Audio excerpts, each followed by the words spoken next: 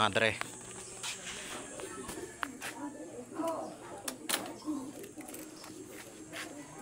Testing natin.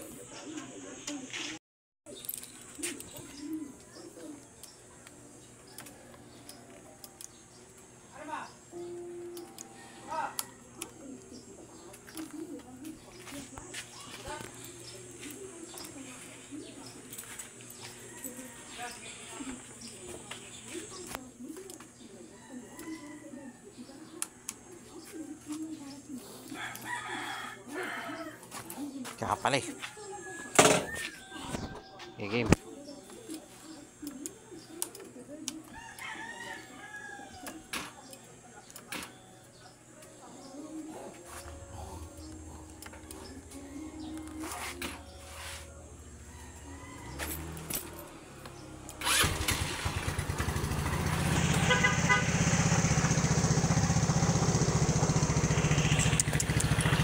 Problema to.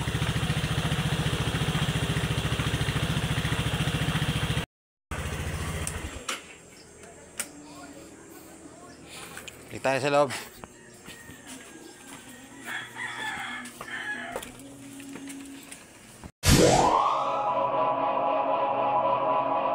Kaya mga tres, so kung napansin nyo kanina sa first clip natin is tinesting ko yung motor na naka-idle tsaka naka-center stand. So technically nakita nyo naman na umiikot ng kusa yung gulong ni Gray or nung RFI 175 ko.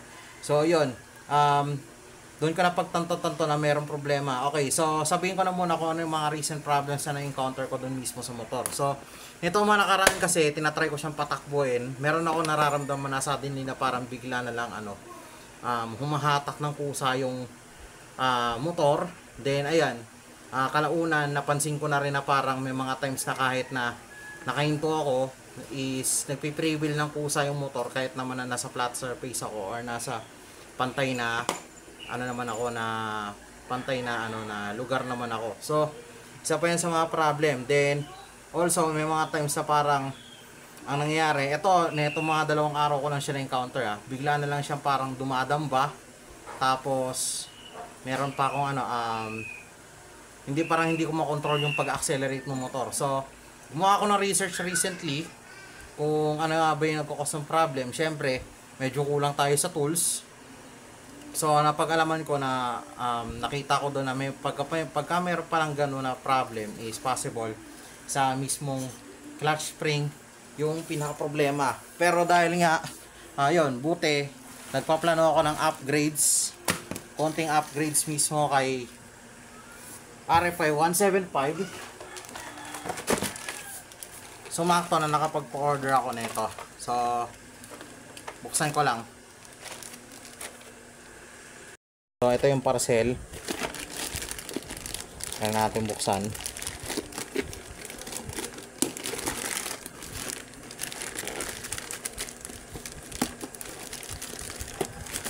Alam ko ito talaga yun eh. Ayan. So open natin yung box. Ano nga ba bubuksan to? Ayun. Dito. Naka-seal.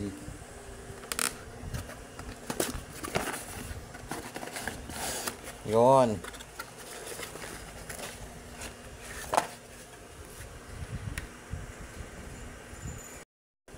So meron tayo ditong in-order na center spring para sa CVT nya, plus ang kanyang clutch spring. So based kasi sa research ko, kailangan ng replacement ng clutch spring dun mismo sa kanyang clutch lining kasi nagkaroon ng putol yung kanyang actual na nagkaroon ng putol yung kanyang clutch spring doon mismo sa kanyang clutch lining AC. So kailangan i-replace yon neto kung maaari yung 3 spring na mismo papapalitan ko. Then also syempre unti-unti tayo nagkakaroon ng upgrades kahit paano sa CVT setup nung RFI 175 para at least mas gumanda pa lalo yung arangkada nya. Nag-avail na rin ako kasi 2-in-1 to eh. So bili na rin ako ng center spring nya. So I'm planning to buy na rin sa susunod ng fly ball Hindi ko alam kung ang gagawin kong timpla ng flyball is 10-14 or 13-15 sa aking RF 175 kasi chinecheck ko muna ngayon or nagtitingin-tingin muna ako ng reviews kay sa mismong YouTube kung yung sa lahat ng mga users ng RFI 175 kung anong mas magandang set ang gagawin ko doon sa CBT setup ko kasi gusto ko siya sana na gusto ko siyang i-upgrade in a kind of a thing na o pwede siya pang babaran na biyahe tapos pang araw-araw pero hindi masasakripisyo yung performance na meron dun sa motor mismo. So ayan, later on pupunta ako doon kasi magbabayad din ako ng monthly tapos papakabit na rin natin to doon kay Boss Mark doon sa mismong kasa ni Rosie North Caloocan. So sila yung papakabitin ko nito kasi katulad ng sinabi ko kahapon, kulang tayo sa tools. Kailangan natin ng mas pro na gagawa nito since bago lang din ako sa pagpapaayos ng CBT. Although kaya ko mag-ayos ng kaya ko naman kahit paano mag-ayos ng manual pero yung automatic medyo yung semi-automatic din kaya ko rin. Pero automatic medyo naninibago ako dyan kasi first time ko magkaroon ng automatic na motor. Bukod dun sa Honda Beat. Yung Honda Beat kasi pag-aari yan ng airpods ko. So, ayun. So, balikan ko na lang muna kayo. Then, ayan. Tayin lang natin. Mamaya may alis na ako. So, you. Ayun nga mga dre. Ayan. Isa na lang baklasan ngayon. Medyo nahirapan na si Boss Mark ngayon ay usin kasi tigas ba, boss? Sige, antayin natin. Maraming baklasan po.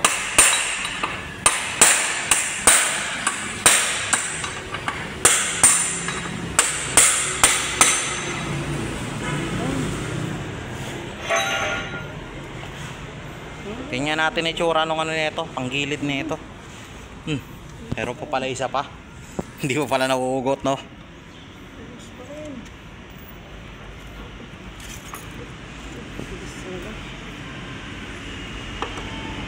Yun.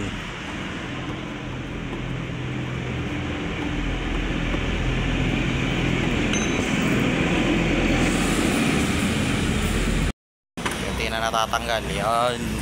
Kailangan na ba ng linis? Grabe na, no? Damay na natin. Ay, balinis natin. Ha? Tuloy na lang. Sige.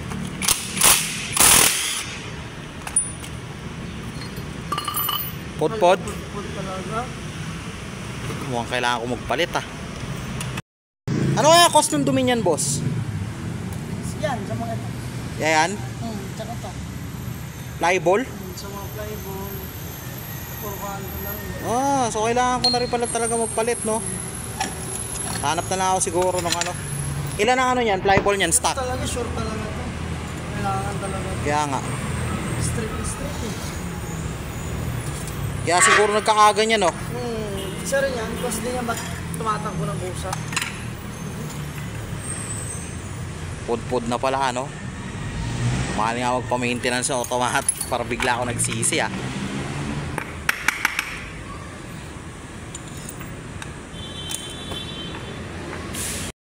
Putol,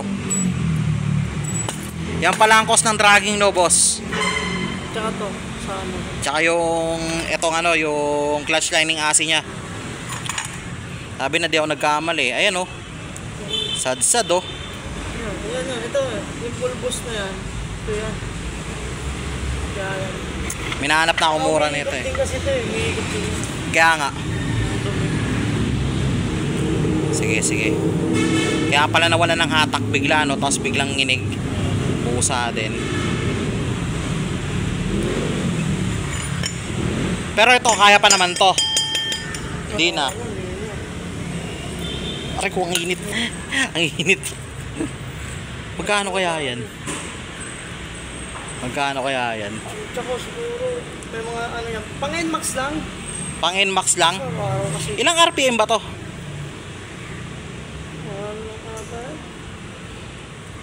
Ito. 1,000 din natin. 1,000? Ito, mandak. Taas ito eh. 1 to to eh. Oh, naka 1 to yung sa akin yan eh. Hindi na lang pala spring yan. Hindi mo ang kailangan. Ito bro, kahit magpalitan natin.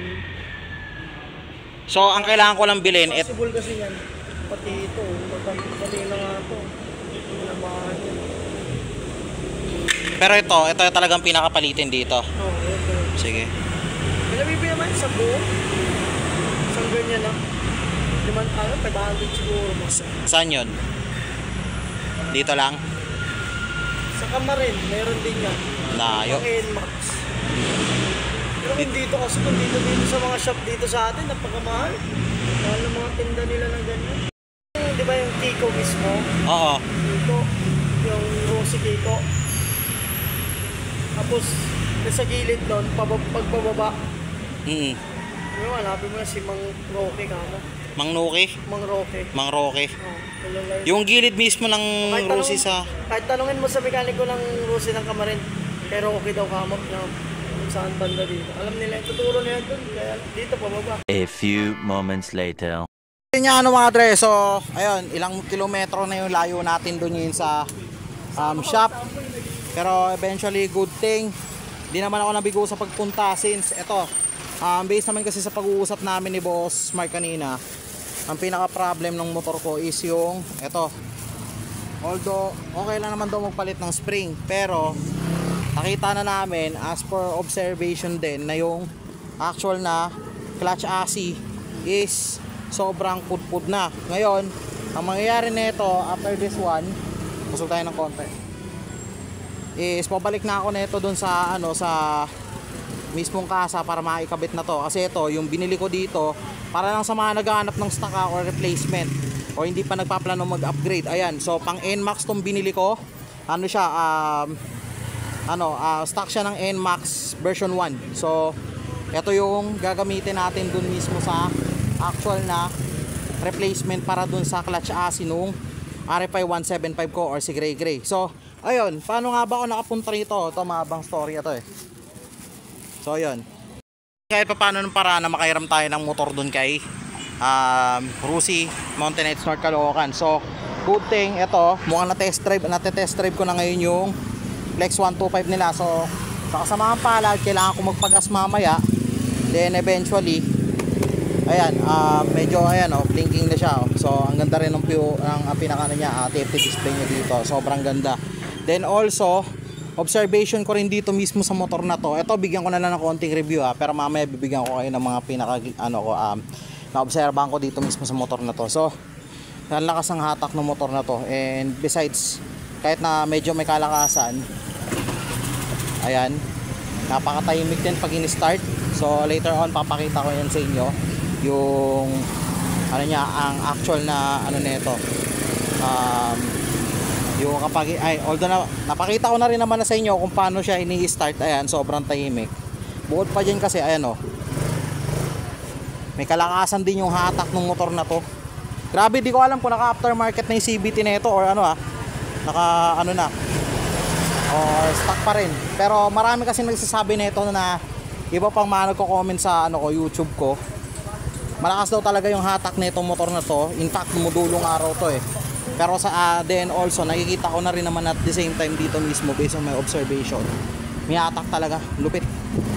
Mamaya tatanungin ko si Boss Mark kung naka aftermarket na to. Pero bago yan, biyahe muna tayo, balik muna tayo ng North Caloocan or ng Mountain Edge North Caloocan. So yun. Meanwhile, Ito na tayo ngayon sa kasa. Kakabalik lang natin. Ito na yun.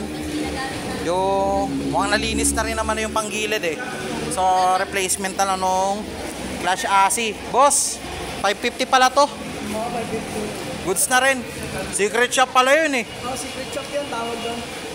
Ano sabi? Pero hindi ka na pumunta ng Rosie. Pumunta pa ako doon. Ando pa pala. Kilala yun, si Mang Roque lang. Isa lang nakakilala. Yung tomboy yata na bago doon. Hindi yata kilala yun doon. Bago lang. Ando pala nasin si Boss Berel. Bago lang. Pwede ko kaya reviewin yung 400 nila doon? Pwede. Secret shop pala yun. Kaya nga eh. Yun, parang dito yun kay Bon Moto. Pero Ito yung kakabit natin. oh yan na. Okay pa naman yung ano niya, di ba? Fully drive pace niya. Goods pa? Sige, sige. Ang lakas ng ano nyo.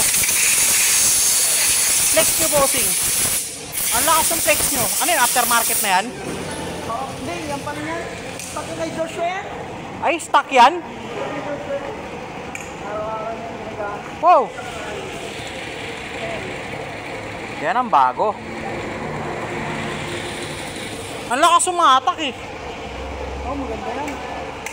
Kailan consumption nun?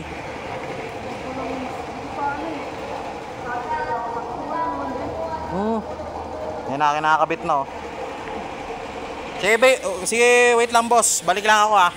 Reviewin ko lang yung flex. Meanwhile, So ito tayo ngayon. Mangha ako dito sa motor na to. Sorry. Hindi ko in-expect sa isang 125 fuel injected na ano na motorsiklo or scooter, talaga ako mamamanga. Kasi itong motorsiklo na to, ni-review ko lang siya last time. Ano lang, siguro overview lang, tsaka talagang literal ni ikot. Pero nung sinubukan ko siya paanda rin, doon ko na-recap lahat ng mga comments nung mga nag-comment doon mismo sa loob nung video ko na yun. So which is itong motorsiklo na to, totoo pala talaga na napakalakas ng hatak nito tsaka dumudulo. Kasi ramdam ko na siya kanina, balikan natin yung ilang clips kanina. Ramdam ko na siya kanina nung siguro buwabiyahe ako from Kiko or buwabiyahe ako dito hanggang papuntang Kiko, balikan siguro. Sobrang lakas ng hatak niya, lalo na kapag pinipiga ko yung silinyador niya. Sobra. Ang akala ko nga noon, naka-aftermarket na yung CVT na ito or yung panggilid. Yung pala, sabi sa akin ni Boss Mark, pure stock lang din to, tsaka araw-araw din daw nagagamit ni Josh yung kaninang kung kanino ako nag-buy kanina ng monthly ko dun sa RFI 175 ko, which is yun, inaayos. So grabe, parang talo pa nito yung RFI 175 ko. Pero sige, tingnan natin mamaya kung kamusta siya pag naayos na or pag nakabit na lahat yung panggilid niya. So ayun, so grabe na mga ako. So wish ko lang makapagpaalam ako dito, mabigyan ako ng time ni Rusi na mapaandar tong motor na to. Kasi since then, nung nalaman ko yung reviews dito, mga talaga ako nung nasubukan ko na. So gusto ko siyang matest drive habang binibideo para at least malaman ko yung impression ko sa kanya dito. Then at the same time, totoo yung sinabi ko kanina, napaka-komportable gamitin itong motor na to. Tapos sobrang lakas ng hatak niya. Ganun yung pakiramdam ng ganun yung pakiramdam nung katulad ng sabit ng father ko or dati kasi kay Utol yun eh. Dati ganun yung feeling nung nakasakay ka sa ganito na dito mismo sa motor na to. Para siyang beat na kargado, yung nagpalit na ng overall CVT CVT setup niya. Hindi ko lang sure, pero i-confirm ko muna to dun mismo sa sa collector ko kung meron na ba siyang pinalitan na piyesa dito. So yun, balik tayo doon sa loob mga tre. Mag-uumpisa na ikabit. Balik na sa dati. So sana mag-run in good condition na ulit to. Grabe natakot ako. Asan yung nito boss? Yung unang clutch AC. Ay yung clutch clutch line, yung pinaka-clutch niya, clutch lining niya. Hindi, spring yan eh. Ito. Mainit pa ba? Hindi na. Oh, kasi grabe to. Yan tingnan mo to, mga tre. Pud na pud, gumagasgas. Buti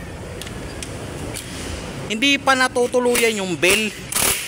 Kaagapan kaagad. So, ayan, buti na lang may tinutong secret shop to si Boss Mark. Nakabili kami ng mura-mura, tsaka yung magpipit talaga dito kay RFI 175. So take note mga dre, sa mga nag-aanap ng stock ni RFI 175 or magpipit dito na clutch AC or clutch lining or ewan ko anong tawag nyo dito. Ano yan? Ang dito, ang pit sa kanya is yung NMAX 155, NMAX 150 na 150 ba yung version 1? NMAX sa version 1. So yun. Ayan na, ikabit na halos lahat Bilis lang. Wala na, loobat na ako. Sige.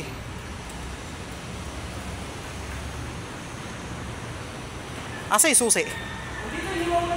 a few moments later. Okay, sa inyo mga dre. So yun, kakatapos ko lang din bumili nung pasalubong sa dalawang bata. Then ayun, na-testing ko na yung motor after ko siya paayos, pagawa. Then meron ako isang natuklasan. Okay, so ayun, sit tayo.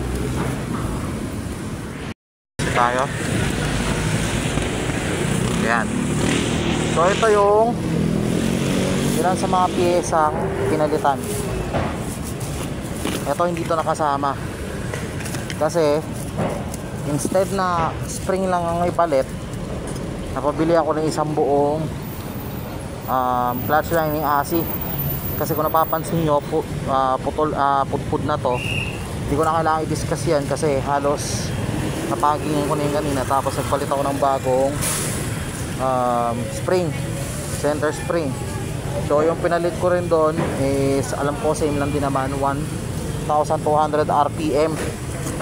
So ayun, sa mga gusto magtanong ano nga ba yung pinalit ko na clutch lining AC para dito sa aking RFI 175. Ngayon yung pinalit ko kanina doon mismo sa na-discuss ko na, pang NMAX po yun, sa NMAX version 1 na clutch lining AC. So tinetesting ko to kaninang motor na to.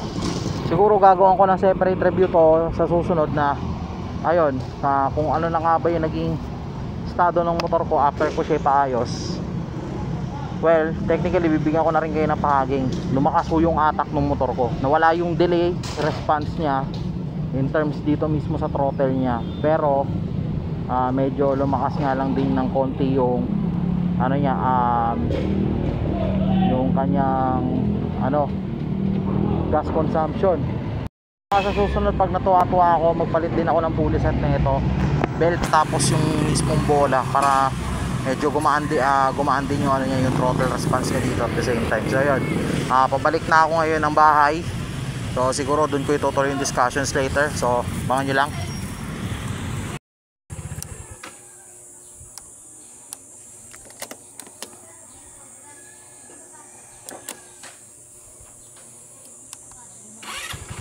Okay, testing natin.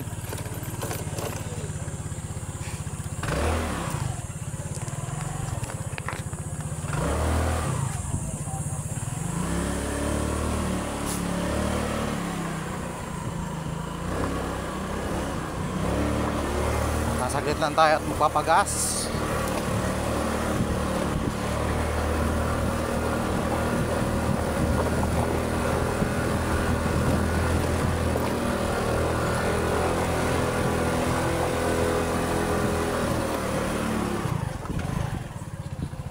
Wait lang ha.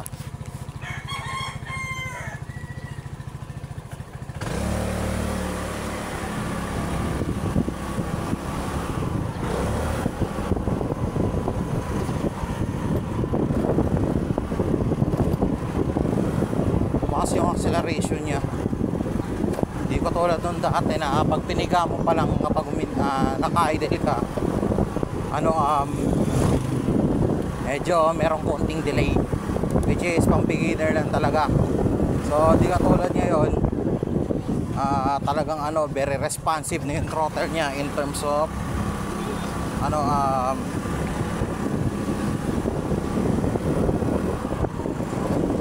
acceleration.